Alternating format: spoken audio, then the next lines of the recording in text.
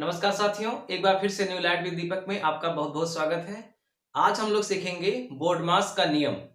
आप लोगों ने सरलीकरण पढ़ा होगा। बड़ी लंबी चौड़ी सवालें होती हैं, उनको सरल किया जाता है।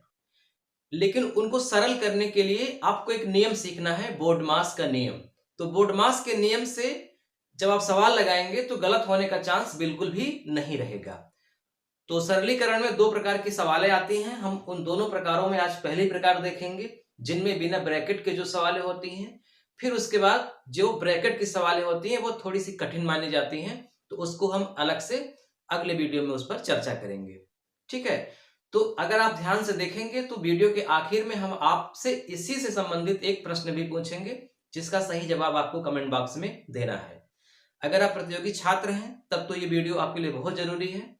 अगर आप एक सामान्य विद्यार्थी हैं या एक आम नागरिक हैं तब भी आपको ये सीखना चाहिए, क्योंकि सरलीकरण एकदम व्यवहारिक स्तर पर है। आप छोटे छोटे बच्चों को भी पढ़ा सकते हैं, क्योंकि ये छोटी कक्षाओं से ही शुरू हो जाता है और प्रतियोगी परीक्षाओं में भी ये सवालें आती हैं।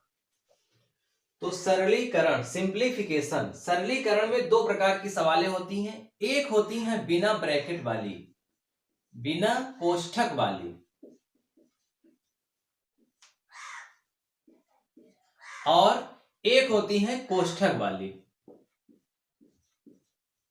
कोष्ठक वाली, कोष्ठक का मतलब जैसे इस तरह की सवालें लिखी होंगी, 2 धन 3 धन 5 गुणित 7 कोष्ठक बंद। हो सकता है यहां मझला भी कोष्ठक हो, यहां भी हो, और यहां हो सकता है बड़ा हो, यहां भी बड़ा हो, इसके बाहर कुछ लिखा हो। तो इस तरह की जो सवालें होती हैं उसमें भी बोर्ड मास का नियम लागू होता है। कैसे लगता है हम बताएंगे अभी आपको। और एक सवालें होती हैं जो डायरेक्ट लिखी रहती हैं इस प्रकार से, और कहा जाता है कि इन्हें आप सरल करिए। तो आज हम लोग सिर्फ इस प्रकार के सवालों को देखेंगे जिसमें कोष्ठक नहीं लगा है। अब आपको एक उदाहरण के रूप में हमको समझा देते हैं। जैसे मान लीजिए लिखा है 6 गुणित 4 धन 5। अगर आप बोर्ड मास का नियम नहीं जानते, या सीधा कहें कि अगर आप गणित का नियम नहीं जानते, तो आप क्या करेंगे। हो सकता है कि आप इसमें 6 को पड़ा रहने दें और पहले 5 और 4 को जोड़ दें। तो 5 4 कितना होगा, 9। उसके बाद 6 और 9 का गुणा करें तो 54 आएगा।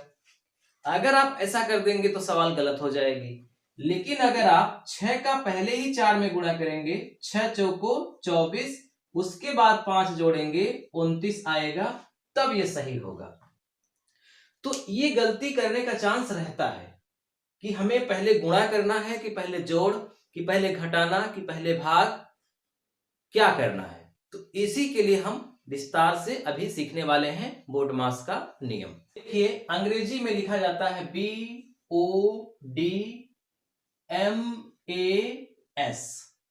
अब सबको पहले समझ लीजिए, बी फॉर होता है ब्रैकेट। ब्रैकेट का मतलब आप समझते हैं कोष्ठक। दूसरे नंबर पर है ओ। ओ को बोलते हैं ऑफ। ऑफ माने होता है का, या फिर इसी को बोला जाता है गुणा। तीसरे पर है डी। डी का मतलब होता है डिवीजन। डिवीजन मीन्स भाग। चौथे नंबर पर मल्टीप्लाई, यम। मल्टीप्लाई यानी कि गुणा। ए फॉर एड या एडिशन। एडिशन का मतलब जोड़। और लास्ट में है सब्ट्रैक्ट यानी कि घटाना। ये क्रम है। सबसे पहले आपको ब्रैकेट हल करना है। तो आज मान लीजिए जितनी भी सवालें हैं हम ब्रैकेट नहीं हल करेंगे, क्योंकि ब्रैकेट है ही नहीं। तो आज इसको छोड़ दीजिए। ओ से शुरू करिए। ऑफ यानी कि गुणा, फिर भाग, फिर गुणा, फिर जोड़, फिर घटाना। यहां ऑफ का मतलब क्या है। जैसे मान लीजिए लिखा है 7 का 4 धन 3 गुणित 5। तो यहां पर 3 गुणित 5 यहां भी गुणा करना है, 7 का 4 यहां भी गुणा करना है। लेकिन इस गुणा को करने के पहले इसका गुणा करेंगे। 7 चौक 28 धन 5 तिहाई 15। तो का मतलब भी गुणा होता है, लेकिन ये जो मुख्य रूप से गुणा का चिन्ह लगता है जहां, उससे पहले इसको हल किया जाएगा। तो अब इसी पर आधारित हम कुछ सवालें हल करते हैं, तब आपको समझ में आएगा कि कैसे कैसे हल किया जाता है। पहली सवाल है 5 माइनस 3 धन 2 बराबर। यहां पर जोड़ का और घटाने का दोनों चिन्ह है। आप गलती कहां करेंगे पहले ये भी देख लीजिए, तब आप सही करने का चांस आपके पास आएगा ज्यादा। 5 माइनस 3 धन 2 बराबर क्या होगा? तो अगर आप 5 माइनस 3 2 5, उसके बाद 5 में 5 गया 0 कर देते हैं, तो ये सवाल गलत है। अब आपके मन में एक प्रश्न उठा होगा कि अभी तो लिखा हुआ है कि घटाना के पहले जोड़, सब्ट्रैक्ट के पहले ऐड है, तो हमने तो यहां जोड़ा ही है 3 2 5, फिर घटाया है, तो गलत कहां हो गया? नियम सही है, लेकिन जोड़ने का घटाने का नियम गलत है। कैसे? लिखा है 5 माइनस 3 धन 2, तो आपको क्या करना है कि जो सजातीय संख्याएं हैं चिन्ह के साथ, उनको जोड़ना है। जैसे यहां पर ये जो 2 है धनात्मक संख्या है, पॉजिटिव नंबर है, यानी 2 में प्लस का चिन्ह लगा है। तो ऐसे ही अब ये चेक करिए कि इन दोनों संख्याओं में कौन धनात्मक संख्या है।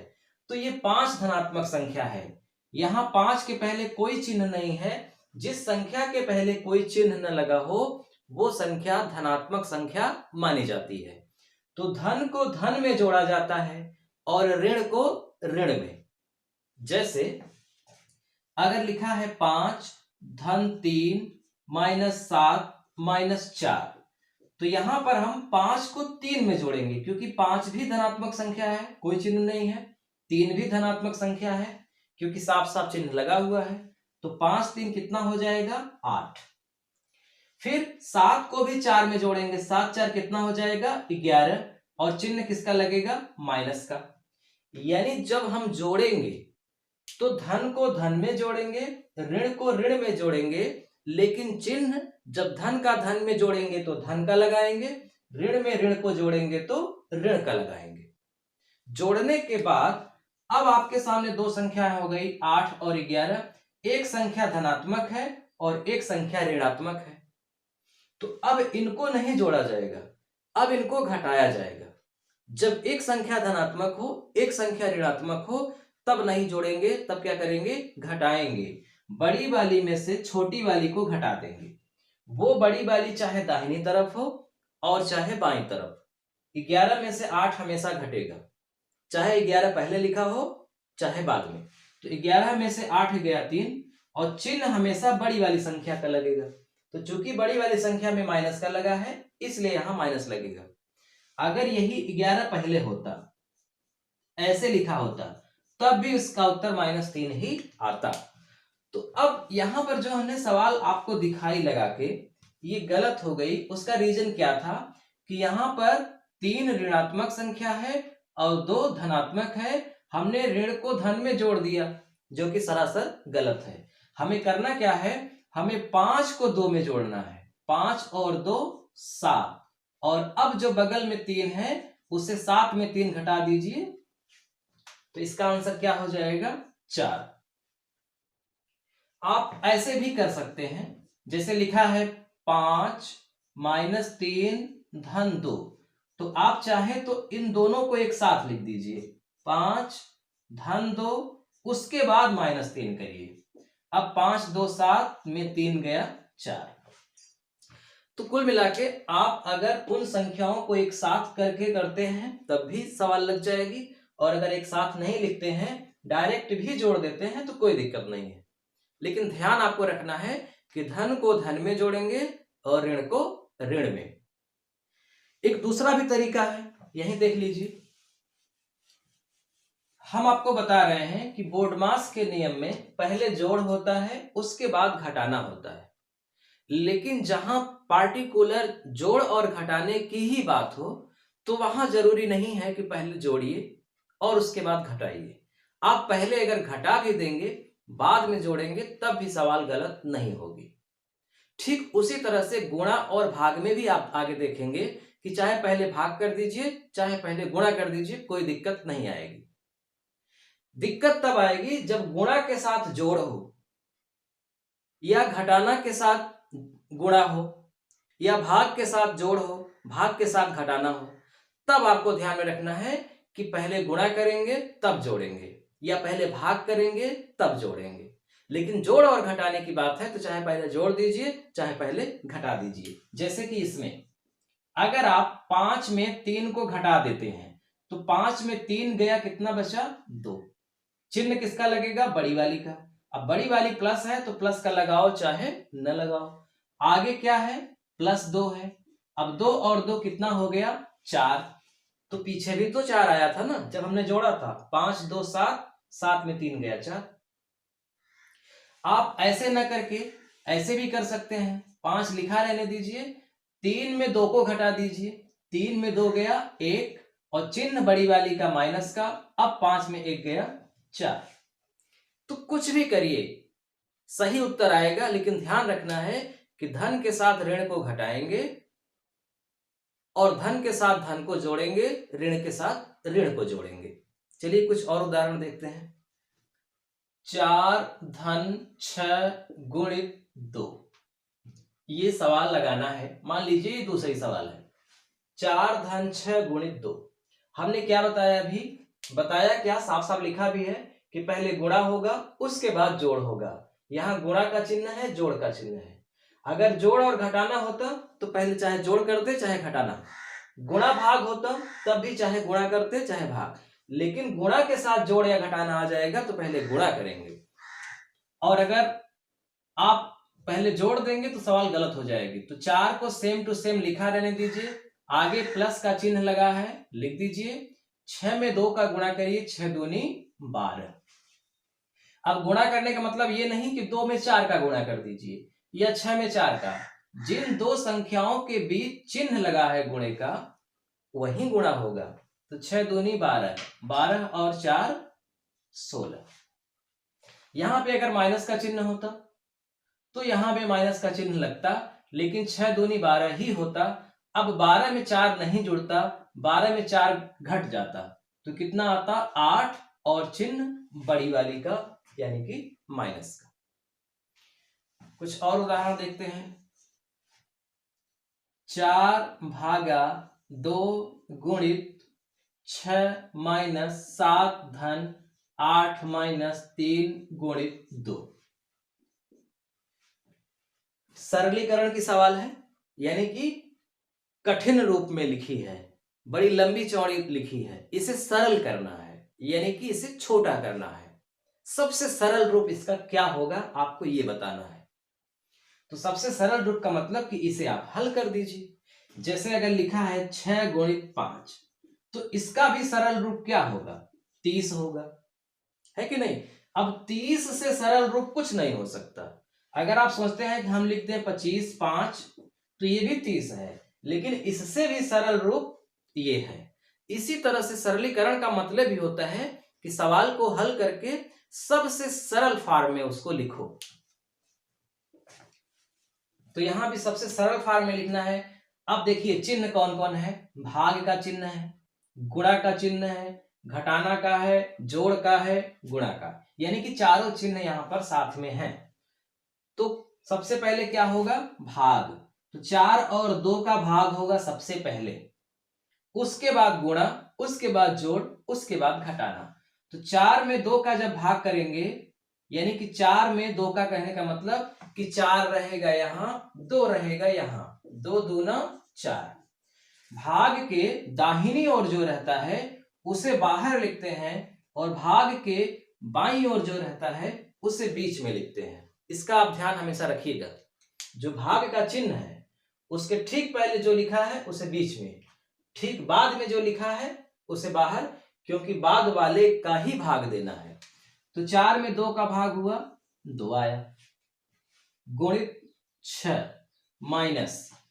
अब आप चाहें तो एक बार इसको पूरा लिख लीजिए। अब दूसरी लाइन में आप गुणा करिए। तो यहां गुणा का चिन्ह है और यहां गुणा का चिन्ह है, तो इन दोनों को आप साथ में कर सकते हैं तीसरी लाइन में। 2 छंग 12, आगे चिन्ह है माइनस का, ठीक है। अब 7 धन 8 माइनस 3 दूना 6, तो गुणा भी हो गया भाग भी हो गया। अब बचा जोड़ और घटाना, तो जोड़ और घटाने में चाहे पहले जोड़िए चाहे पहले घटा दीजिए। तो प्लस को अगर प्लस में जोड़ते हैं आप तो 12 को 8 में जोड़ेंगे और 7 को 6 में जोड़ेंगे। यहां कोई चिन्ह नहीं है तो प्लस ही माना जाएगा। 12 और 8 20, 7 और 6 13, यहां चिन्ह लगेगा माइनस का। 20 में 13 जुड़ेगा नहीं, घट जाएगा क्योंकि माइनस का चिन्ह लगा है। 7 आएगा, चिन्ह बड़ी वाली का प्लस चिन्ह है, लगाओ चाहे न लगाओ। तो ध्यान रखिएगा, जब उत्तर में चिन्ह माइनस का आएगा तो माइनस का चिन्ह लगाना जरूरी रहेगा, और प्लस का आएगा तो प्लस का लगाना जरूरी नहीं है क्योंकि ऑलरेडी वो प्लस माना ही जाता है। एक सवाल है 4 धन 3 भागा 3 गुणित 2 माइनस 6 का 4। यहां हो सकता है कि अंग्रेजी में भी लिखा हो, ऑफ लिखा हो, तब भी वही बात है, कोई दिक्कत नहीं है, चाहे ऑफ लिखा हो चाहे का लिखा हो। पहली लाइन में आप चाहें तो इनको पूरा का पूरा उतार लीजिए, यानी कि कॉपी कर लीजिए। अब 6 का 4 में गुणा कर दीजिए, 6 चौको 24। गुणा का चिन्ह लगाने की आवश्यकता नहीं है क्योंकि आप माने गुणा होता ही है, तो डायरेक्ट 6 चौको 24 आप लिख सकते हैं। अब भाग है और गुणा है, तो 4 धन 3 में 3 का भाग हुआ, कितना आया 1, 3 एकम 3 गुणित 2 माइनस 24। अब गुणा करिए तो 4 तो पड़ा रहने दीजिए, 2 एकम 2 माइनस 24। अब क्या होगा, 4 को 2 में जोड़ दीजिए, 4 2 6 माइनस 24, और 24 में 6 घटा दीजिए 18, चिन्ह बड़ी वाली का माइनस का। जब आप इसे लगाना सीख जाएंगे तो 1 2 3 4 ये 4 लाइन की सवाल नहीं है। जब आप इसे लगाना सीख जाएंगे तो ये और भी कम में लग जाएगा। जैसे लिखा है 4 धन 3 भागा 3 गुणित 2 माइनस 6 का 4। जब आप पूरा कॉन्सेप्ट समझ जाएंगे तब आप जानते हैं क्या करेंगे, 4 धन 3 में 3 का भाग हुआ 1 दुक्के 2 माइनस 6 चौको 24, 4 2 6, 24 में 6 गया 18। एक लाइन में सवाल लग गई, गलत नहीं हुआ, लेकिन ये एक लाइन में लगाने के लिए अभी आपको विस्तार से समझना चाहिए, नहीं तो गलती हो जाएगी। जब आप सही से लगाना, विस्तार से लगाना, पूरा कॉन्सेप्ट समझ जाएंगे तब आप स्पीड बढ़ाइए, तब आप शॉर्ट करिए, पहले ही शॉर्ट मत करिए। चलिए कुछ उदाहरण और देखते हैं। देखिए अभी हमने आपसे क्या बताया कि जब केवल जोड़ और घटाने का चिन्ह साथ में हो तो चाहे पहले जोड़ दीजिए चाहे पहले घटा दीजिए, कोई दिक्कत नहीं है, उत्तर वही आएगा।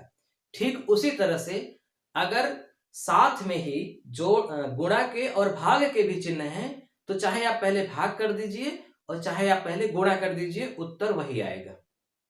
दिक्कत तब होगी जब गुणा का और जोड़ का साथ में चिन्ह हो, उसके लिए बोर्डमास का नियम है। लेकिन अगर आप ये बात ध्यान में रखते हैं कि चाहे गुणा हो चाहे भाग हो हम यही क्रम अपनाएंगे तो और अच्छी बात है, तब तो कभी कोई कंफ्यूजन होगा ही नहीं, क्योंकि निश्चित हो गया है कि पहले हम भाग करेंगे उसके बाद गुणा करेंगे। तो मैं अभी आपको दिखा देता हूं कि अगर हम भाग करेंगे पहले तब भी वही उत्तर कैसे आएगा। देखिए 8 गुणित 4 में 2 का भाग हुआ 2 और 8 में 2 का गुणा हुआ 16, यहां 16 उत्तर आया। अब अगर हम पहले गुणा कर लें फिर भाग करें तब उत्तर क्या आएगा, 8 चौक 32, 32 में 2 का भाग हुआ 16। ये मैं उदाहरण इसीलिए दिखाया ताकि आप ये हमेशा मन में बसा लें, पूरा कॉन्सेप्ट आप अच्छे से समझ लें कि गुणा और भाग के साथ चाहे पहले गुणा कर दें चाहे पहले भाग, जोड़ घटाने के साथ चाहे पहले जोड़ कर दें चाहे पहले घटा दें।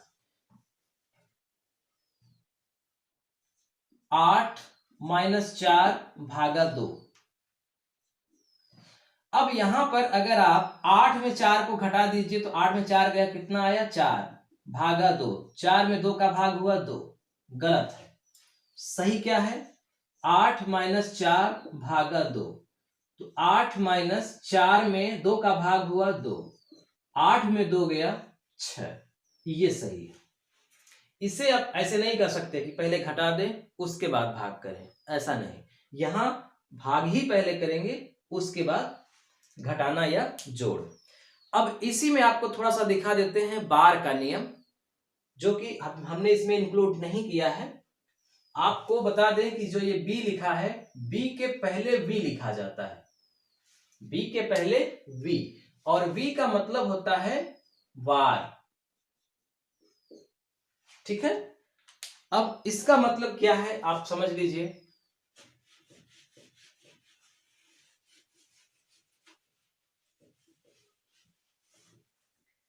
हम बी को छोड़ रहे हैं अभी, बी का मतलब ब्रैकेट, ब्रैकेट वाले सवालों को हम अलग से देखेंगे। अगर हम बी को हटा दें तो ओ के पहले वी आ रहा है, यानी कि बार, यानी कि बार, उसके बाद of, division, multiply, add, subtract. क्या भूमिका है बार की, तो आप अच्छे से समझ लीजिए बार का नियम। बार का नियम ये कहता है कि सबसे पहले हमें हल करो, सबसे पहले हल करो, चाहे कोष्ठक हो, चाहे भाग का चिन्ह हो, चाहे गुणा का, चाहे जोड़ का, चाहे घटाना का, सबसे पहले आपको बार का चिन्ह ही हल करना है। जैसे सबसे सिंपल सवाल मैं आपको दिखा देता हूं, 4 माइनस 5 धन 3। दूसरी सवाल है 4 माइनस 5 धन 3। सवाल एकदम वही है, जो सवाल यहां है वही सवाल यहां है। अब बार के चिन्ह में ऐसे लिखा रहेगा, लगा रहेगा, और कभी कभी ऐसे लगा रहेगा। अंकों के ऊपर कम से कम 2 अंकों के ऊपर, 1 अंक के ऊपर बार का चिन्ह नहीं लगेगा। जब भी लगेगा कम से कम 2, अधिक से अधिक 3, 4, कितना भी हो सकता है। तो अंकों के ऊपर बार का चिन्ह लगता है, और बार का चिन्ह ये बताता है कि सबसे पहले हमें हल करो। तो सबसे पहले हमें हल करो का मतलब क्या, कि 5 में 3 को हल करो। 5 का 3 का क्या रिश्ता है, जोड़ का। अगर यहां गुणा होता तो ये कहता कि 5 का 3 में गुणा करो, घटाना होता तो कहता कि 5 में 3 को घटाओ, जोड़ है तो कह रहा है 5 में 3 को जोड़ो। मतलब जो चिन्ह रहेगा करेंगे वही, लेकिन पहले उसी को करेंगे क्योंकि बार का चिन्ह लगा है। अब समझिएगा, 4 माइनस 5 3 8, 8 में 4 गया 4, और चिन्ह लगा माइनस का, और यहां पर 4 माइनस 2 बराबर 2। ये भी सही है, ये भी सही है। आप वीडियो को पॉज करिए यहीं पर, और 1 मिनट अपने से विचार करिए कि क्यों दोनों सही है। उसके बाद आगे समझिए, ज्यादा समझ में आएगा। तो देखिए, ये भी सही है, ये भी सही है। कैसे? इस सवाल में ये जो बार का चिन्ह है केवल 5 के ऊपर तक है। इस सवाल में 5 के आगे तक जो माइनस का चिन्ह लगा है वहां तक है। इसका मतलब ये हुआ कि -5 और -3 को हल करना है। तो -5 और -3 को जब हल करेंगे तो ये ऋणात्मक संख्या है, ये धनात्मक संख्या है, ऋणात्मक में धनात्मक नहीं जुड़ती, तो 5 में 3 गया 2, और चिन्ह बड़ी वाली का हो गया, बार खत्म। अब 4 में 2 गया 2। लेकिन इसमें क्या है कि बार के नीचे केवल 5 है, ये बार आगे तक नहीं गया है। इसका मतलब ये माइनस इस 5 से अलग है, और अगर ये माइनस इस 5 से अलग है तो इसका मतलब कि ये 5 स्वयं में एक धनात्मक संख्या है, क्योंकि ये -5 में लगा ही नहीं है। तो जब कोई चिन्ह 5 में नहीं लगा है तो इसका मतलब 5 एक धनात्मक संख्या है। तो धनात्मक प्लस धनात्मक 5 3 कितना हो गया, धन 8, और ये चिन्ह अलग से है, लगा हुआ है। अब ये आगे -8 पढ़ा जाएगा, और 8 में 4 गया -4। ये बहुत टेक्निकल मिस्टेक हो जाता है, सवाल ज्यादा गलती होने का चांस यहीं पर रहता है बार में। और 1-2 उदाहरण देख लीजिए। -6 धन 7 -2 गुणित 4, ये बार का चिन्ह लगा है। अब जब बार का चिन्ह लगा है यहां से यहां तक, तो कह रहा है कि 7, 2 और 4 को पहले हल करो। तो 7, 2 और 4 को जब आप हल करेंगे तो पहले माइनस को नहीं हल करेंगे, पहले गुणा को ही हल करेंगे। बोर्डमास का ही नियम चलेगा। जब एक से अधिक चिन्ह हो जाएंगे तो चाहे वो बार के ही नीचे क्यों ना हो, उनका नियम वही रहेगा, बोर्डमास का ही नियम, वो चेंज होने वाला नहीं है। इसका मतलब कि -6 लिखो, उसके बाद ये जो प्लस है इस प्लस को लगा दो, क्योंकि प्लस के ऊपर बार का चिन्ह नहीं है, ये स्वतंत्र है प्लस। अब आप इसको हल करिए। अभी चाहे तो एक बार और बार लगा सकते हैं। 7 - 4 दूनी 8 -6 धन। अब 8 में 7 घट जाएगा। अगर यहां तक बार का चिन्ह लगा होता तब भी 8 में 7 घटता, क्योंकि चिन्ह अलग अलग है।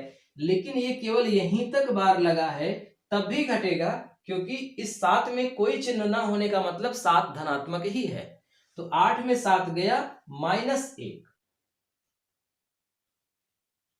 अब यहां पहले से ही प्लस था, है कि नहीं, और यहां -1 आ गया, तो दो चिन्ह साथ में नहीं हो सकते। तो दो चिन्ह जब साथ में नहीं हो सकते तो आप इसको एक ब्रैकेट के रूप में अलग कर दीजिए, -1। ब्रैकेट का नियम क्या है, विस्तार से आगे हम आपको समझाएंगे। अब -6, ब्रैकेट के बाहर और अंदर अलग अलग चिन्ह होते हैं तो माइनस लग जाता है। अब 6 और 1 क्या हो जाएगा, -7। तो इसको आप और अच्छे से एक बार देख लीजिएगा। अब इसी के आगे से कहानी कल चलेगी, जिसे हम ब्रैकेट का नियम कहेंगे।